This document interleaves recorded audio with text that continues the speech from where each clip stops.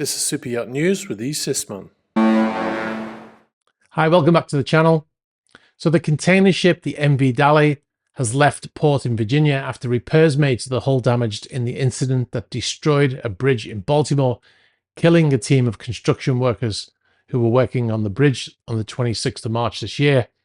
The container ship is at the center of a legal battle and was stranded under the wreckage of the bridge for months while workers searched for the bodies of those who died and then worked to remove hundreds of tons of fallen bridge from the bow of that vessel.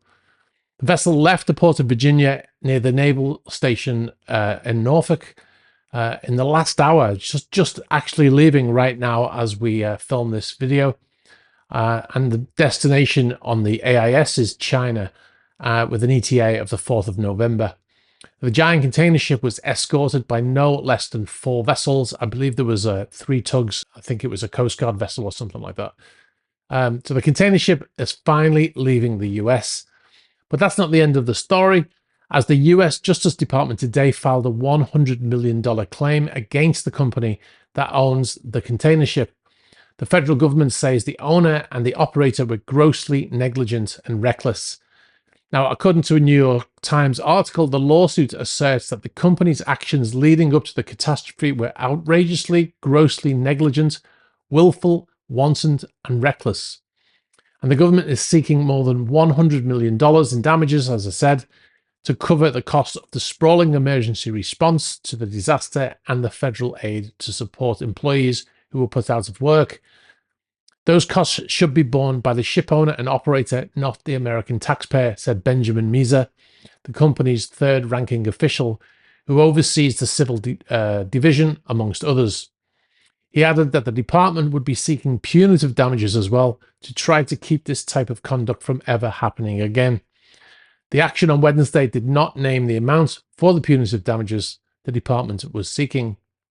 Now, not long after the incident that saw the Francis Scott Key Bridge destroyed when a container ship crashed into it, the company tried to limit their liability in the court in the US by requesting the maximum amount that they would be forced to pay was $44 million.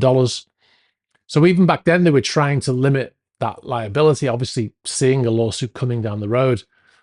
Now, the suit, because of poor maintenance or jury-rigged fixes to serious problems on board the ship, known as the Dali, none of the 4 means available to help control the Dali, her propeller, rudder, anchor, or bow thruster worked when they were needed to avert or even mitigate this disaster, the suit asserts.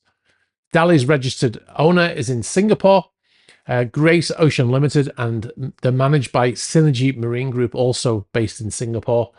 And the company said that their liability for the incident, like I said, should be limited to $44 million. Now, the case is governed by a federal law that allows ship owners to cap their liability from an accident if they can show they did not know about defects beforehand. But the Justice Department contends that the owner and operator knew the Dali was not fit to sail. Anyway, we'll bring you more on that as it comes in. And we'll move on to our main story now. Now, if you've been watching our videos, if you watch on a regular basis, you will remember just recently we showed a video that talked about a TV show that was on in Italy looking at the sinking of the sailing yacht Bayesian. The show's name, Porta a Porta. We pointed out there was a lot of issues with the show, and the fact that Giovanni Constantino, the CEO of the Italian Sea Group, continues to blame the crew of the yacht for the tragedy without any evidence to back up those claims. Now, we also spoke about the fancy graphics that they showed and that they'd used in this TV show, showing the final moments. But we pointed out that the graphics were misrepresenting what actually happened.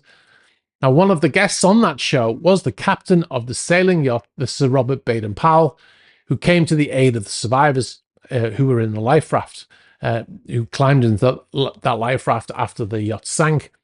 And he rescued them from that life raft and took them onto his yacht until the emergency services arrived. Well, it seems that Captain Berner, the captain of the Sir Robert Baden Powell, wasn't too pleased with the show either. And he's been speaking to the German media outlet Spiegel. Captain Berner said that the show started with the assumption that the crew caused the sinking And the purpose of the show, according to their own words, was to determine what the crew did wrong and why the team saved itself and not the guests. He says that when he was interviewed by a remote link, the first question he was asked was, what did the crew do wrong? He said the question annoyed him because nothing has been proven yet. The captain had a problem with the graphics, as we did in our video, referring to the show seemingly misrepresenting the data to show something that didn't actually happen. And he said that when he pointed out during the show to the people on the other end of his connection that there were mistakes, he was cut off and the show went to a commercial break. And after the commercial break, they said to him, "We don't need you anymore." And they cut off the connection. He went on to say in the interview that in the interview with Spiegel, the show on the Italian TV was only to assign blame to the crew, asking only what mistakes they made. Now, I'll put a link to that article to Spiegel in the description below here. Now, it's in German, but you can use Google Translate to translate it into English. It's a very interesting read. There's a lot more to it than we've gone over here.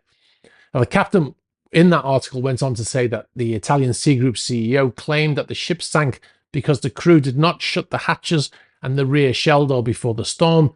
So the captain went to the guests of his yacht and asked them to send them any photographs from the last night, as they'd been ashore for a meal and came back in the tender. Now, as a result, the captain probably has the last photos taken of the yacht before she foundered. He shows a number of photographs in that article of the stern of the vessel. I'll just show you one here. But you can see here that the shell door is not open. This was the door on the port side aft of the vessel, which is what Constantino said that the crew had left open. You can see it's not open in that photo. Like I said, there are more photos in that article.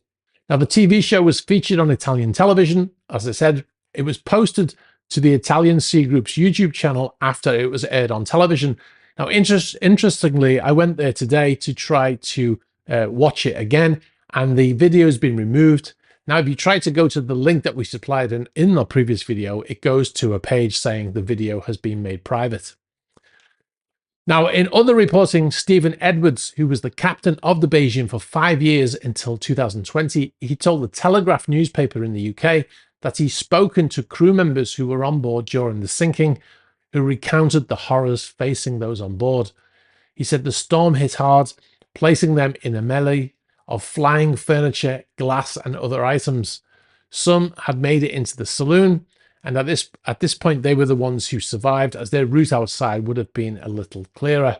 Inside the cabins, the only way to think of it is that people were lying in the beds one minute, and the next the room was on its side, totally dark, with the door now either on the floor or on the ceiling above, depending on which side of the vessel they were on. That's what he's referring to there. The cabinets crashed open as the hatches were weak, resulting in glassware and crockery falling out. I'm told almost all the furniture broke loose inside the boat. So how can you blame the crew for that, at least? Anyway, stay tuned. We'll bring you more when we have it, because obviously this is an ongoing and developing story. There's no doubt going to be a lot of more information coming out in the future. All right, guys, thanks for watching. If you've got any information for us about these stories, please be sure to get in touch. You can get us in the email address in the ticker. You can get us on all of the social media, the About page of the YouTube channel, Instagram, Twitter, Threema, etc., etc.